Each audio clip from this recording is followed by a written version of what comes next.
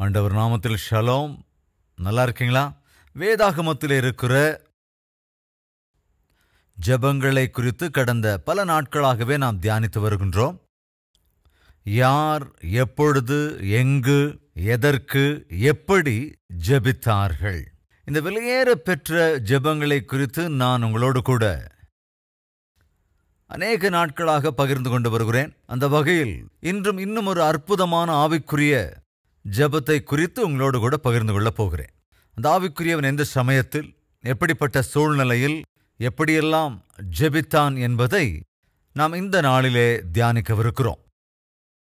அதற்கு முன்பு அவனுடைய வாழ்க்கையினுடைய பயோகிராஃபி, அந்த ஜெபத்தை செய்வதற்கு முன்பு தான் இருந்த நிலைமை என்னென்ன என்பதை தெரிந்து கொள்ளலாம். வாருங்கள் எல்லோரும் சேர்ந்து யோபுவின் சரித்திரத்தை நாம் தியானிக்கலாம். 1வது அதிகாரத்தின் முதல் வசனத்திலிருந்து சில வசனங்களை நான் வாசிக்கிறேன்.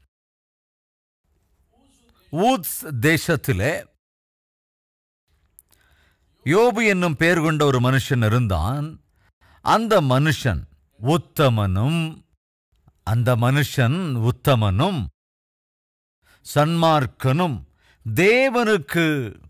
தேவனுக்கு பயந்து பொல்லாப்புக்கு விலகுகிறவனுமாயிருந்தான். அவனுக்கு 7 குமாரரும் 3 குமாரத்திகளும் பிறந்தார்கள்.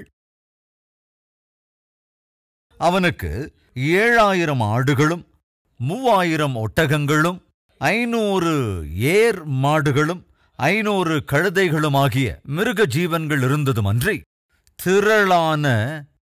திரளான பணிவிடைக்காரரும் இருந்தார்கள். அதனால் அந்த மனுஷன் கிழக்கத்தி புத்திரர் எல்லாரிலும் பெரியவனாய் இருந்தான். அவன் குமாரர் அவனவன் தன் நாளிலே தன் வீட்டிலே விருந்து செய்து தங்கள் மூன்று சகோதரிகளையும் தங்களோடே போஜனம் பண்ணும்படி அழைப்பார்கள். சகோதரிகள் எல்லோரையும் அழைத்துக் கொள்வார்களாம். விருந்து செய்கிற அவரவருடைய நாள்முறை முடிகிற போது யோபு, ஒருவேளை என் குமாரர் பாவம் செய்து தேவனை தங்கள் இருதயத்திலே தூஷித்திருப்பார்கள் என்று சொல்லி அவர்களை அழைத்து அனுப்பி அவர்களை பரிசுத்தப்படுத்தி அதிகாலமே எழுந்து அவர்கள் எல்லோருடைய இலக்கத்தின்படியேயும் சர்வாங்க தகன பலிகளை செலுத்துவான். இந்த பிரகாரமாக யோபு அந்நாட்களில் எல்லாம் செய்து வருவான். இந்த செய்தியினுடைய அவுட்லைன்ஸை நீங்கள் எழுதிக் கொள்வீர்கள் என்றால் அது நல்லது. எழுதுகிறவர்கள் எழுதி வைத்துக் கொள்ளுங்கள். யோபு ஒரு உத்தமன். அதைத்தான் ஆரம்பத்திலேயே பார்க்கிறோம். அவனை குறித்து எழுதப்பட்ட முதல் காரியம் என்னவென்றால், யோபு உத்தமன். அது மாத்திரமல்ல, அவன் ஒரு ஐஸ்வர்யவானும் கூட. அது மாத்திரமல்ல, அவன் ஒரு ஆவிக்குரியவன். சில விஷயங்களை நாம் ஜாக்கிரதையாய் கவனிக்கலாம். ஒரு நபர் பெரிய ஆஸ்தியுள்ளவனா இருக்கணும்னா என்ன செய்யணும்? இந்நாட்கள் ஒருத்தன் பெரிய பணக்காரன் ஆகணும்னா அநியாயம் செய்யணும். இந்நாட்கள் ஒரு மனிதன் பெரிய பணக்காரன் ஆகணும்னா அக்கிரமங்களுக்கெல்லாம் காம்ப்ரமைஸ் ஆகணும். இந்நாட்கள் ஒருவன் பெரிய ஐஸ்வர்யவான் ஆகணும்னா சில அருவருப்பான காரியங்களை செய்யணும். எல்லாரும் அப்படி செய்யறதில்லைன்னா அதிகபட்சமா சொல்றேன். நேத்து வரைக்கும் சைக்கிள்ல தாங்க போயிட்டு இருந்தாங்க, ஆனா இன்னைக்கு ஒரு காஸ்ட்லியான கார்ல போயிட்டு இருக்கான். நியாயமா நீதியா நடந்தா இதெல்லாம் சாத்தியமா என்று கேள்வி எழுப்பினாள். எத்தனை பேரால கட்டாயம் எஸ்ன்னு சொல்ல முடியும்? நேத்து வரைக்கும் ரொம்ப சின்ன குடிசையில தாங்க இருந்தாரு, அல்லது ஒரே ஒரு ரூம் உள்ள வீட்டுல தான் இருந்தாரு. அன்னைக்கு பேலஸ் மாதிரி ஒரு வீடு கட்டிட்டாரு. அது எப்படி சாத்தியம்? உத்தமமா உண்மையா வாழ்ந்தா அதெல்லாம் சாத்தியமாங்க? அப்படி சம்பாதிக்கிற சம்பாத்தியத்துல சாத்தியமாச்சா, அல்லது அநியாயமா அக்கிரமமா அபகரிச்சதால சாத்தியமாச்சா? இன்று நாம் நம்மை சுற்றி இருக்கிற உலகத்தை கவனமாய் பார்ப்போம் என்றால் ரொம்ப சுலபமா ஒரு உயரத்தை எற்றவங்களை நம்மளால பார்க்க முடியும். சுலபமா பெரிய பணக்காரரா சிலர் மாறுறத கூட பார்க்க முடியும். ரொம்ப சுலபமா ஐஸ்வர்யத்தை சேர்க்கிற அநேகரை நாம் பார்க்க முடிகிறது. அப்படி சுலபமாக ஒரு மனிதன் ஆஸ்தியையோ அந்தஸ்தையோ ஐஸ்வர்யத்தையோ அல்லது அதிகாரத்தையோ திடீரென்று பெற்றுக்கொள்கிறான் என்றால் அதற்கு பின்னால் கட்டாயம் கொஞ்சமாவது அநியாயத்துக்கு அக்கிரமத்துக்கு சாதாரணமா இடம் இருந்தே ஆகணும். நம்முடைய வாழ்க்கையில எதை சம்பாதிக்க வேண்டும் என்றாலும் அதை சுலபமாக சம்பாதிப்பது சாத்தியமல்ல. 7th ஸ்டாண்டர்ட் பாஸ் ஆகணும்னா அது அவ்வளவு சுலபம் இல்லை. என்ன மாதிரி ஆளுக்கு அது இன்னும் கஷ்டம். சின்ன வயசுல 7th ஸ்டாண்டர்ட் பாஸ் ஆகுறது என் வாழ்க்கையில ஒரு ரொம்ப பெரிய சாதனை. ஒழுங்கா படிக்காம சேட்டை பண்ணி சுத்திக்கிட்டு இருக்கும்போது என்னை பார்த்து எங்க அம்மா சொல்லுவாங்க, டே 7th ஸ்டாண்டர்டாவது பாஸ் ஆகுடா. 5th ஸ்டாண்டர்ட் 6th ஸ்டாண்டர்ட் இதுலெல்லாம் அப்படி ப்ரமோட் பண்ணி விட்டுடுவாங்க. ஆனால் 7th ஸ்டாண்டர்ட் வரும்போது அப்போல்லாம் அது பப்ளிக் எக்ஸாம். ஸோ ப்ரமோஷன் முடியாது. கட்டாயம் நாம் படித்து பாஸ் பண்ணியே ஆகணும். நாட்களில் அந்த 7th ஸ்டாண்டர்ட் பாஸ் பண்ணுறது தான் எனக்கு ஒரு பெரிய இதுதான். அந்த 7th ஸ்டாண்டர்ட் பாஸ் ஆகிட்டா அதுக்கப்புறம் இந்த 8th ஸ்டாண்டர்ட் 9th ஸ்டாண்டர்ட் அப்படியே ப்ரமோட் பண்ணிவிடுவாங்க. ஏன்னா அது பப்ளிக் எக்ஸாம் இல்லை. ஸோ அதுக்கப்புறம் 10th ஸ்டாண்டர்ட் பாஸ் ஆகுறதுங்கிறது அன்னைக்கு என் வாழ்க்கையில் ஐஏஎஸோ ஐபிஎஸோ செலக்ட் ஆகிற மாதிரி. அது அன்னைக்கு நிலைமை. எதுக்காக சொல்கிறேன், அந்த சின்ன சின்ன எக்ஸாம்பிள்ஸில் நம்ம வாழ்க்கையில் 7th standard 10th standard pass ஆகிறது கூட சிலருடைய வாழ்க்கையில் சாத்தியம் இல்லை. சுலபமாக நீ எதையாவது சாதிக்கணும்னு நினச்சா அல்லது சுலபமாக ஏதாவது உனக்கு கிடைக்குது, எதையாவது நீ பெற்றுக்கொள்ளுகிறாய் அப்படின்னா கவனிங்க, சுலபமாக பலன் கொடுக்கறது அல்லது சுலபமாக சாதிக்கிறது அவ்வளவு சுலபம் இல்லை. இதுதான் உண்மை. நம்ம முன்னோர்கள் கூட சொல்லியிருக்கிறாங்க, உழைப்பு தான் உயர்வு தரும். அப்படிதானே? அப்படின்னா கடினமாக உழைச்சாதான் பலன் இருக்கும், ஏற்ற பலன் கிடைக்கும். நம்மள சில பேர் எவ்வளவு கஷ்டப்படுறாங்க தெரியுமா? ஆனால் அதுக்கேற்ற பலன் பார்க்கறதில்ல. உண்மைதான் அது. வேலைக்காக எவ்வளவோ கஷ்டப்படுறீங்க இல்லையா? கவர்மெண்ட் எக்ஸாம்ஸ்க்காக எத்தனையோ எக்ஸாம்ஸ் எழுதுறீங்க இல்லையா? எவ்வளவு காம்படிட்டிவ் எக்ஸாம்ஸ் எழுதுறீங்க?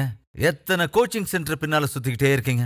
செருப்பே தேஞ்சு போகிற விதத்தில் எத்தனையோ இன்டர்வியூஸ்க்கு இன்னைக்கு வாலிபர்கள் போகிறீங்களா இல்லையா? போகிறீங்க, கஷ்டப்படுறீங்க. அவ்வளவு கஷ்டப்பட்டாலும் பலன் தான் பார்க்க முடியறதில்ல. கஷ்டப்பட்டாலும் கடினமாக உழைச்சாலும் அதுக்கேற்ற பலனை பார்க்க முடியாத நாட்களில் நாம் இருக்கும்போது கஷ்டமே படாமல் எப்படிங்க சுகம்? கடினமாக உழைக்காம அதிகாரத்தையோ அல்லது நான் ஏற்கனவே சொன்ன மாதிரி சொத்து சுகத்தையோ திடீர்னு பெற்றுக்கிறாங்கன்னா அது எப்படி சாத்தியம்? கட்டாயமாக அதற்கு பின்னால ஏதோ ஒரு ஏமாற்று வேலையோ ஏதோ ஒரு தந்திரமோ கட்டாயம் இருக்கும். நாம் இன்று தியானிக்கவிருக்கிற இந்த நபர் யோபு ஒரு ஐஸ்வர்யவான், ஒரு தனவான். யோபு ஒரு ஐஸ்வர்யவான். சகோதர சகோதரிகளே, ஆவிக்குரியவர்களாகிய நாம் ஐஸ்வர்யவான்களாக இருப்பது தப்பு இல்லைங்க. பைபிள் ஒரு வசனம் இருக்குது, அதை தப்பா புரிஞ்சுக்காதீங்க. ஐஸ்வர்யவான் பரலோகத்துக்கு போவது அவ்வளவு சுலபம் இல்லை என்று, ஒரு ஒட்டகம் ஊசியின் காதிலே நுழைவது எவ்வளவு கஷ்டமோ அதேபோல் ஐஸ்வர்யவான் பரலோகத்துக்கு போவது கஷ்டம் என்று அந்த வசனம் சொல்லும்போது, அப்படின்னா பணக்காரங்க பரலோகத்துக்கு போக முடியாதோ அப்படிங்கிற எண்ணம் தயவு செஞ்சு வேண்டாம். அதாவது நம்ம கிட்ட பணம் இருக்கிறது தப்பு இல்லை, நாம பணத்துக்கிட்ட இருக்கிறது தாங்க தப்பு. அப்படின்னா என்ன அர்த்தம்? படகு தண்ணிக்குள்ள இருக்கிறது தப்பு இல்லை, ஆனா தண்ணி படகுக்குள்ள இருக்கிறது தப்பு. இது புரிஞ்சுதுன்னா அது உங்களுக்கு கட்டாயம் புரிஞ்சிடும். நீ கடினமா உழைச்சு சம்பாதிச்சேன்னா அதனால ஐஸ்வர்யவன் ஆகிறதுல தப்பு இல்லை. ஐஸ்வர்யம் உனக்கு இருந்ததுன்னா அது உன்னுடைய குணம் உன்னுடைய நடத்தையின் அடிப்படையிலே அந்த பணம் உனக்கு உபயோகப்படும். அதே நேரம் பணம் உன்னை ஆட்டி படைக்கும் என்றால் அந்த ஐஸ்வர்யம் சொல்றதை நீ செய்ய ஆரம்பிச்சிருவ. நல்ல குணம் இல்லாதவன் பணம் சொல்வதை செய்து விடுவான். குணம் இருக்கிறவனோ பணத்தை தன்னுடைய கட்டுப்பாட்டுக்குள் வைத்து காரியத்தை நடத்துவான். வேதத்தில் ஒரு அருமையான வசனம் உண்டு. இந்த வசனத்தை நான் பகிர்ந்து கொள்கிறேன். ஆனால் அதற்கு முன்பு இந்த சில விஷயங்களை கவனத்தில் கொள்ளணும். முதலாவது, பைபிள் திட்டமாக சொல்லுகிறது யோபு ஒரு உத்தமன், சன்மார்க்கன். அதாவது அவன் உத்தமன் என்றால் தன்னுடைய வார்த்தையிலே உத்தமம், தான் செய்யும் காரியங்களிலே உத்தமம், தன்னுடைய சம்பாத்தியத்திலே உத்தமம். அப்படித்தான் அவன் வாழ்ந்தான். அழகாக எழுதப்பட்டிருக்கிறது அந்த வசனத்தை ஒரு முறை வாசிக்கிறேன். யோபு என்ற அந்த மனுஷன் உத்தமனும் சன்மார்க்கனும் தேவனுக்கு பயந்து, கவனிங்க, தேவனுக்கு பயந்து பொல்லாப்புக்கு விலகுகிறவனுமாயிருந்தான். சோ உத்தமமாய் வாழ வேண்டும் என்றால், நியாயமாக வாழ வேண்டும் என்றால், நீதியுள்ள வாழ்க்கை வாழ வேண்டும் என்றால் மனிதனுக்கு தேவையானது என்ன? பயம். சின்ன பிள்ளைங்களுக்கு அப்பா மேலேயோ அம்மா மேலேயோ கொஞ்சம் பயம் இருக்கும். அப்படி அம்மா மேலேயோ அப்பா மேலேயோ பயத்தோட இருக்கிற பிள்ளைங்களை கவனிச்சிங்கன்னா என்ன செய்வாங்க? ஏதாவது திருடணும்னா ரொம்ப பயப்படுவாங்க. ஏன்னா அம்மா அடிச்சிருவாங்க, டேடி பயங்கரமா அடிச்சிருவாரு. அதாவது அம்மா மீது அப்பா மீது இருக்கிற பயம் என்ன செய்கிறது? நல்லா கவனிக்கணும். பிள்ளை செய்ய நினைக்கிற தப்பை செய்ய விடாமல் செய்கிறது. மார்க்கு கம்மியாயிடுச்சுன்னா அப்பா அடிச்சாலும் அடிப்பாரு. எக்ஸாம்ஸ்ல ஃபெயில் ஆயிட்டா அம்மா அடிச்சாலும் அடிச்சிருவாங்க என்ற பயம் இருந்தால் பிள்ளை கஷ்டப்பட்டு படிப்பான். சோ அம்மா மீது அப்பா மீது இருக்கிற பயம் என்ன செய்கிறது என்றால் பரீட்சையில ஃபெயில் ஆகாம பாஸ் ஆகும்படி நல்லா படிச்சு உழைக்கும்படியா செய்து. சோ பயம் என்ன செய்கிறது? நாம் வாழ வேண்டிய விதத்திலே வாழும்படி செய்கிறது. அதுதான் பிள்ளைகளுக்கு அப்பா மேலேயோ அம்மா மேலேயோ இருக்கிற அந்த பயம் என்பது பிள்ளைகள் தப்பு செய்யாம வழிதப்பி போகாம தவறான காரியங்களை செய்யாம காப்பாற்ற முடியுதுன்னா, அப்போ தேவனிடத்திலேயே நமக்கு பயம் இருக்கும் என்றால் நம்முடைய வாழ்க்கை எப்படி இருக்கும் அப்படின்னு தெரிஞ்சுக்க ஆசைப்படுறீங்களா? என்றால் யோபுவின் புத்தகத்தை வாசிங்க. அப்ப நீங்க புரிஞ்சுக்க முடியும். யோபுவுக்கு பயம் இருந்தது. அந்த பயம் யார் மீது இருந்தது? சாட்சாத் தேவனின் மீது பயம் இருந்தது. தேவன் என்றால் பயம். நான் சொன்ன மாதிரி மம்மின்னா டேடின்னா பயம் இருந்ததுன்னா நாம சுலபமா தப்பு பண்ணிட மாட்டோம். ஏன்னா பயம். அடிச்சிருவாங்களோ என்னவோ அம்மா, அடிப்பாரோ என்னவோ அப்பா என்ற பயம். சின்ன வயசுல எனக்கு எங்க அம்மானா ரொம்ப பயம். அப்பா என்ன ரொம்ப நேசிப்பாரு, ரொம்ப செல்லமா என்ன வளர்த்தாரு. ஆனா மம்மி கிட்ட இந்த பருப்பெல்லாம் வேகாது. மம்மின்னா எனக்கு ரொம்ப பயம். சின்ன வயசுல என்ன அடிச்சிருவாங்களோ என்னவோ, அல்லது திட்டுவாங்களோ, அல்லது விளக்குமாறு எடுத்துட்டு என்ன அடிச்சிருவாங்களோ, அதுலயும் அந்த தொடப்பத்தை எடுத்துக்கிட்டு திருப்பி வச்சு அடிப்பாங்க. உங்களுக்கு இந்த அனுபவம் இருக்கோ இல்லையோ? இல்ல, நமக்குள்ள பேசிக்கலாம். அம்மா கையால தொடப்ப கட்டையில அடி வாங்கினவங்க யாராவது இருக்கீங்களா? கை எடுத்துங்களேன். ஓ, நம்ம சைடு பெரிய பார்ட்டி தான் இது. எஸ்.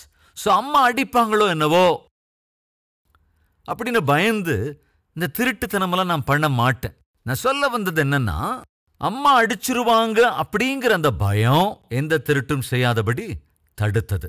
நண்பு சகோதர சகோதரிகளே, மம்மி பயம் அல்லது டேடி பயம் நம்முடைய வாழ்க்கையில நான் ஏற்கனவே சொன்ன மாதிரி தப்பு செய்யாம தப்பான அடி எடுத்து வச்சிடாம வழிதப்பி போகாம காப்பாத்துதுன்னா, அப்போ தேவனிடத்துல பயத்தோடும் பக்தியோடும் இருந்தா தயவு செஞ்சு கவனிங்க, அது நம்மளை எவ்வளவு ஆசீர்வாதத்துக்குள்ள கொண்டு போகும். கொஞ்சம் அதை யோசிச்சு பாருங்க. அப்பேற்பட்ட ஆசீர்வாதத்துக்கு ஒரு நபர் பழக்கப்பட்டிருந்தான். யார் அந்த நபர்? யோபு. அவன் உத்தமனாயிருந்தான், நியாயமுள்ளவனா இருந்தான். எதனால அவனால உத்தமமான வாழ்க்கை வாழ முடிஞ்சது? எதுக்காக நியாயமான வாழ்க்கை அவன் வாழ்ந்தான்? எதற்காக அப்படி நீதி நியாயத்தோட வாழ்ந்தான் என்ற கேள்வி எழுப்பினா, பேசிக்கா அவனுக்கு தேவன் மீது பயம். இன்னைக்கு நாமளும் இருக்கிறோம். நம்மள சில பேருக்கு உத்தமங்கிறது இருக்காது, நியாயமா பேசுறதுங்கிறது பிடிக்காது, நியாயமா சம்பாதிக்கிறது இருக்கவே இருக்காது, பரிசுத்தமா வாழ்றது அவங்களுக்கு முடியாது. நம்ம பேச்சில பரிசுத்தம் இருக்காது, நடத்தையில எந்தவித பரிசுத்தமும் இருக்காது, பார்க்கிற பார்வையில பரிசுத்தம் இருக்காது, பேசுற பேச்சில எந்த உண்மையும் இருக்காது. அதேனோ வாயை திறந்தாலே போதும், சும்மா பொய் சொல்லிக்கிட்டே இருக்கிறது. எதுக்காவது கொஞ்சம் கோவம் வந்துட்டா அவ்வளவுதான், வாயிலிருந்து கெட்ட வார்த்தை தான். சுலபமா பணம் சம்பாதிக்கிறதுக்கான வழி ஏதாவது தெரிஞ்சா அந்த வழியை தேர்ந்தெடுத்துக்கிட்டு அநியாயமா பணம் சம்பாதிக்கிறதுக்காக ஓடுறது. எதற்காக? நம்மில் அநேகர் உத்தமமான வாழ்க்கையை வாழ்றதில்ல, நீதியான வாழ்க்கையை வாழ்றதில்ல, நியாயமான சம்பாத்தியம் சம்பாதிக்கிறதில்ல. காரணம் என்ன? காரணம் சொல்லுவாங்க, நமக்கு தேவன் அப்படின்னா பயமே இல்ல.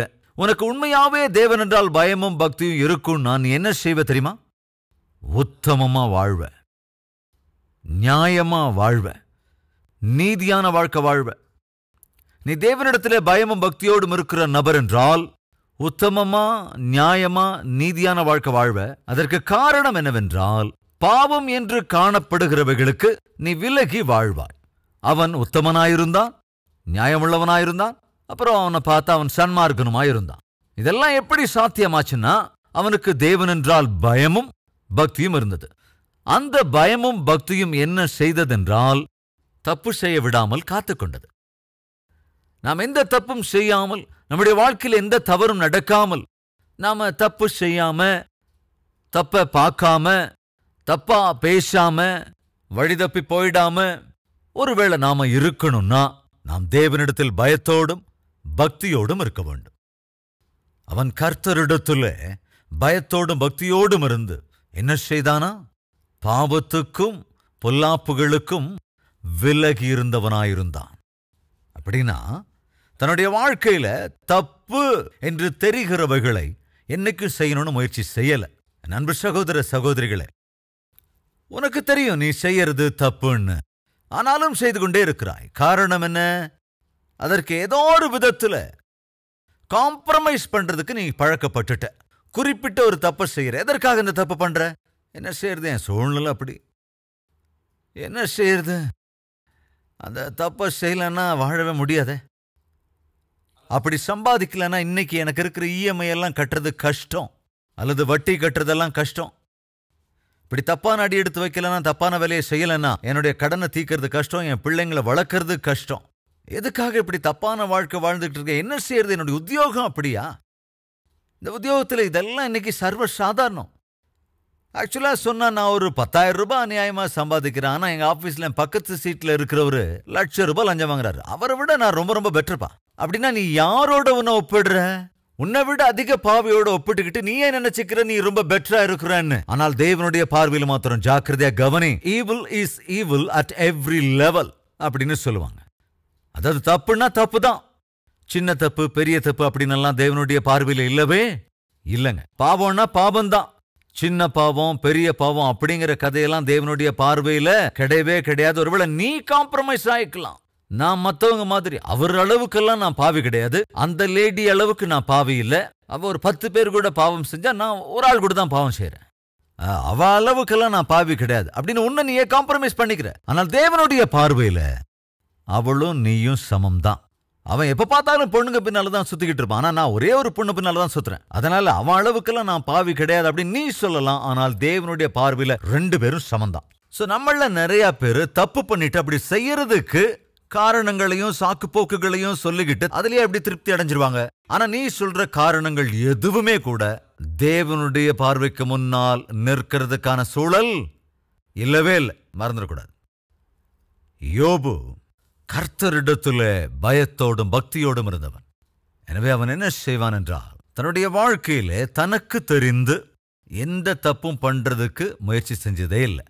தன்னுடைய வாழ்க்கையில தப்பு என்று தன்னுடைய மனசாட்சி எதை குறித்து தெரியப்படுத்துகிறதோ அல்லது எச்சரிக்கிறதோ அதை விட்டு விலகியே வாழ்ந்து கொண்டிருந்தான். இது தப்பு, அதை விட்டு பிரிஞ்சிருவான். இது தப்பு, அதை விட்டு விலகிடுவான். இது தப்பு, அதை ஒதுக்கி வச்சிருவான். அதன் விளைவாக தனக்கு தெரிந்திருந்த விஷயங்கள்ல எந்த தப்பும் பண்ணாம நீதியான வாழ்க்கை வாழத்தான் முயற்சி செஞ்சான். நாம யாரை நேசிக்கிறோமோ சாதாரணமா அவங்களுக்கு மதிப்பு கொடுப்போம். ஒத்துக்கிறீங்களா? யாருக்கு மதிப்பு கொடுக்கிறோமோ சாதாரணமா அவங்களுக்கு கொஞ்சம் பயப்படுவோம். ஒத்துக்கிறீங்களா? எனவே தேவன் இப்படி சொல்லுகிறார், என்னை நேசிக்கிறவன் என் வார்த்தைக்கு கீழ்ப்படிவான். அப்படித்தானே? என்னில் அன்பு கூறுகிறவன் எனக்கு கீழ்ப்படிவான். நாம் தேவனிடத்திலே அன்பு கூர்ந்தால் தேவனுக்கு மதிப்பு கொடுப்போம். தேவனுக்கு மதிப்பு கொடுத்தா அவருடைய வார்த்தைக்கும் மதிப்பு கொடுப்போம். அவருடைய வார்த்தைக்கு மதிப்பு கொடுக்கும் போது அவர் வார்த்தையின்படிதான் வாழ்வோம். எங்க டேடினா எனக்கு ரொம்ப பிடிக்கும் அப்படின்னு சொல்லிக்கிட்டு உன் டேடியோட பேச்சு நீ கேட்கறதே இல்லைன்னா அது சரியான அன்பு இல்லவே இல்லை. உன்னுடைய தேவைக்காக அன்பா இருக்கிற மாதிரி நடிக்கிறியோ என்னவோ, அல்லது உனக்கு தேவையானவைகளை சந்திக்கிறதுக்காக அல்லது உனக்கு தேவையான பணத்தை பெற்றுக்கிறதுக்கு வாட் எவர் இட் இஸ் அன்பா இருக்கிற மாதிரி நீ நடிக்கிற, அது உண்மையான அன்பு இல்லவே இல்லை. எங்க டேடினா எனக்கு ரொம்ப இஷ்டம் அப்படின்னு நீ சொல்லி அதே டேடி பேச்சை நீ கேட்கறது இல்லைன்னா அது உண்மையான அன்பு இல்லவே இல்லை. உன்னுடைய தேவைகளுக்காக நீ அன்பா இருக்கிறது மாதிரி நடிச்சுக்கிட்டு இருக்க, அல்லது உன்னுடைய தேவைகளை சந்திக்கிறதுக்காக உனக்கு தேவையான பொருளோ பணமோ அவர்கிட்ட இருந்து பெற்றுக்கொள்ளணுங்கிறதுக்காக அன்பா இருக்கிற மாதிரி நீ நடிக்கிற, அது உண்மையான அன்பு இல்லவே இல்லை. எனவே சிந்தித்து பார். இன்னொன்னோடு தேவன் பேசியிருப்பார் என்றால், உன்னுடைய குறைகளை தேவன் வெளிப்படுத்தி இருப்பார் என்றால், தேவனோடு கூட ஒரு புதிய உடன்படிக்கை செய்து கொண்டு இது முதற்கொண்டாவது தாயாய் தந்தையாய் உன்னுடைய பொறுப்புகளை உணர்ந்து வாலிபனாய் மகனாய் மகளாய் உன்னுடைய பொறுப்புகளையும் நீ உணர்ந்து வேதத்தின் அடிப்படையில் வாழ்வதற்கு ஒரு தீர்மானம் எடுத்துக் கொள்வீர்களா? ஆம் என்கிறவர்கள் உங்கள் கரங்களை தேவனுக்கு உயர்த்தி காண்பிக்கிறீர்களா?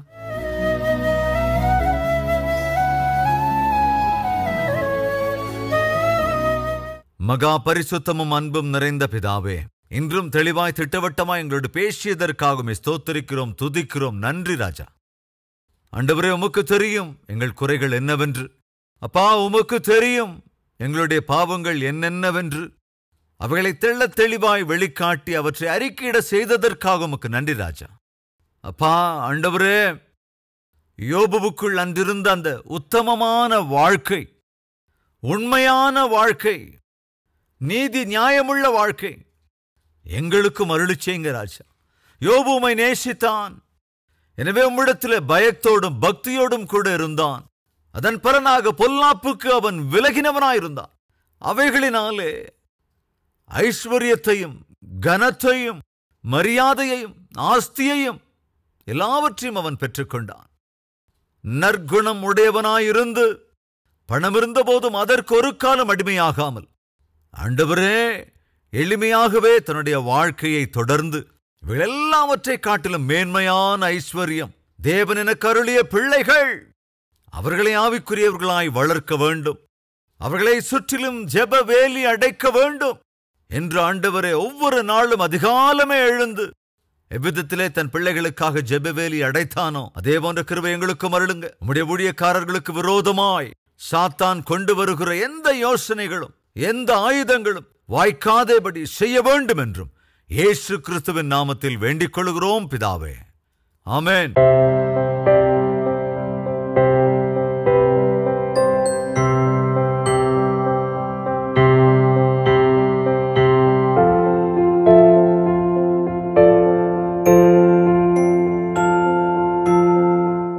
Address Calvary, Post Box number 30, Kukatpalli, Hyderabad 72.